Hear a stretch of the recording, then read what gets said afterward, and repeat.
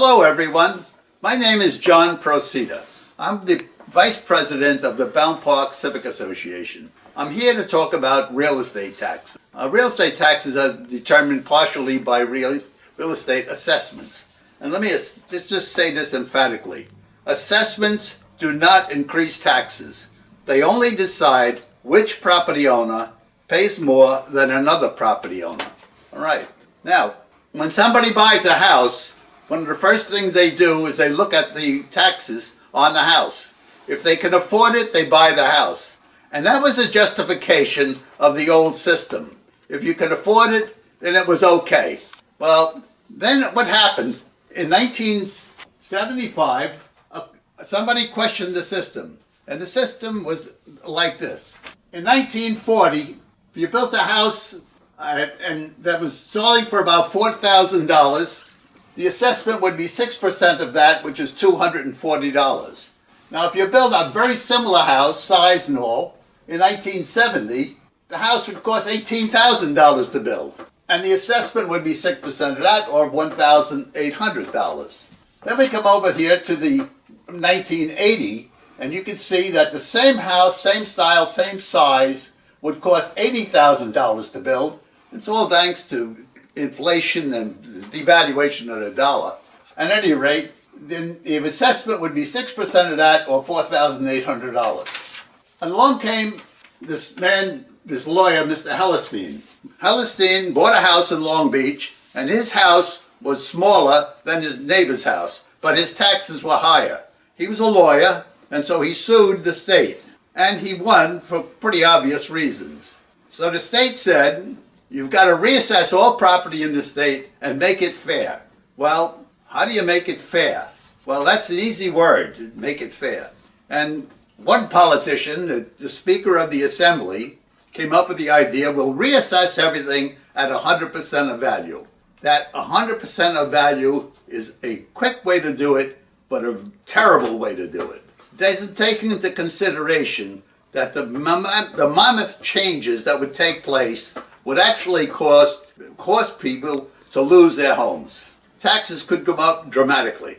In Trenton, New Jersey, they did 100% assessment about 2 years ago. It was a horror. Most houses doubled in taxes, and one's house went from $5,000 to $40,000. That's what happens when you put a blanket solution on a very, very delicate situation. Take this situation what I'm talking about here and multiply that by thousands. There are going to be thousands of people with houses like this with low assessments. Well, if you try to do 100% assessment, they would get killed, especially if they're on fixed incomes. So what's going to happen? What should we do? Well, the civic associations got into this problem. They all combined, and we formed an organization called SCAR, which is Stop Reassessment, the State Coalition Against Reassessment. We were 1,400 civic associations listed on our organization. The civic associations that really carried this job, this fight, were the kind of local civic associations in this area of Queens. They were the Queens Colony Civic Association, West Cunningham, East Bayside, Auburndale, Bayside Hills, and my own Bowne Park. With that, we had Senator Frank Badavan and John Esposito as the politicians in our court helping us out. Well, we carried signs for about 3 years, harassing the Speaker of the House, Stanley Fink, as he was in favor of 100% assessment. In that period of time, there was an election, and there was a local politician running for office who was in favor of 100% assessment. We made sure that he couldn't get reelected, and he didn't. That put the fear of our organization in the hearts of all the politicians. Finally, we finally get to meet the Civic Association of Stanley Fink, the Speaker of the House Assembly in Brooklyn. We prevailed, and even though he had a lawyer representing him at the meeting, we won over the people. That scared the hell out of Stanley Fink, and he invited us to Albany. We went to Albany, the six of us, and the senator, and John Esposito, and we created an agreement on S7000A or A9200. S means Senate. This is the Senate number. This is the Assembly number, the same bill. We passed that bill. What did that do for us? Well, we first of all, the courts said that there has to be an adjustment. That it can't stay the same. That's the main thing you're going to keep in mind. And this bill, when we got done with it, was approved by the courts as well as the Assembly and as well as the Senate, State Senate. All right. Now, what does this do for us? Okay. Number one, we're Class 1. In this pie here, we're considered Class 1.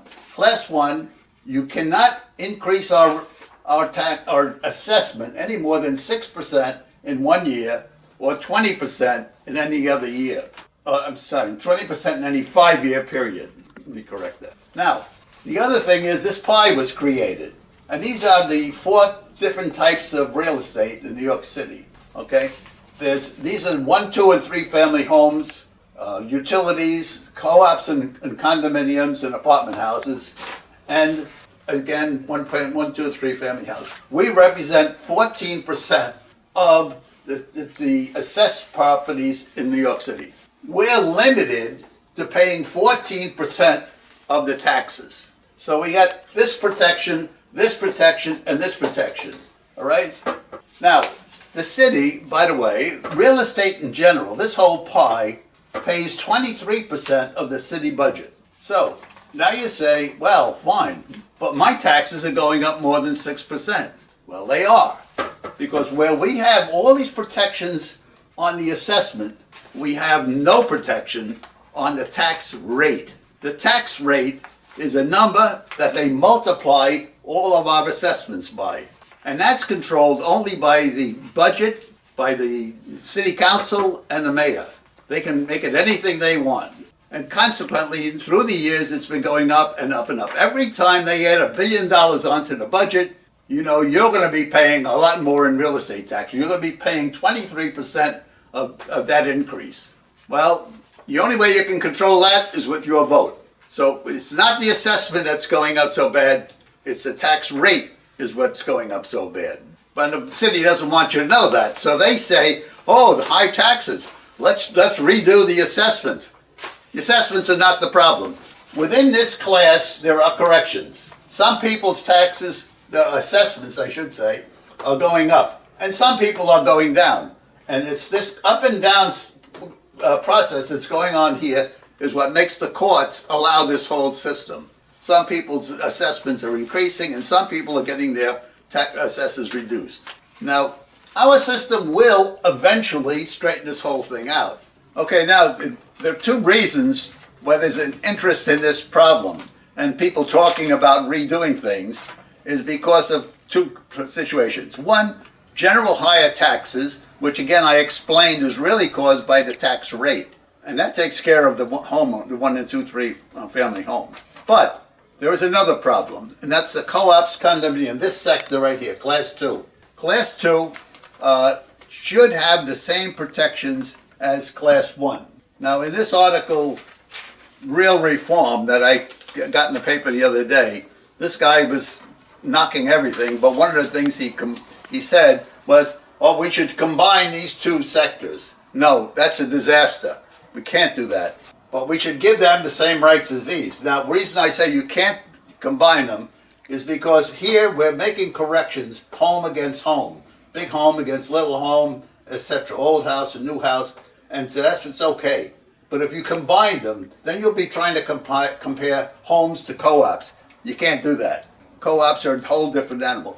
They would be correcting co-ops against co-ops, apartments, and etc. within their group. That's okay. So there has to be 2 sectors, not 1. But they must have the same protections from S7000A.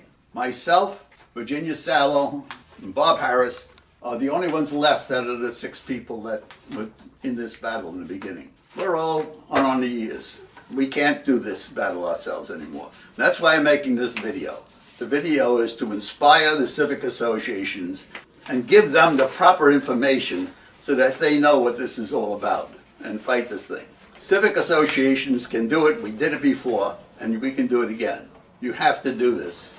Incidentally, back in those days, I was the president of the civic association, and so were all those other people that were leading. They were all presidents of their civic associations. We tell you that you have to join the civic associations. If you live in a neighborhood, support your civic association. You know the civic association dues is a joke. In mine, it's only $15, and some it's $20, $25, or $30 a year. But look, we're saving you $5,000, $10,000, $15,000 a year. That's what your civic association has done for you. So I implore you, support your civic association, and good luck.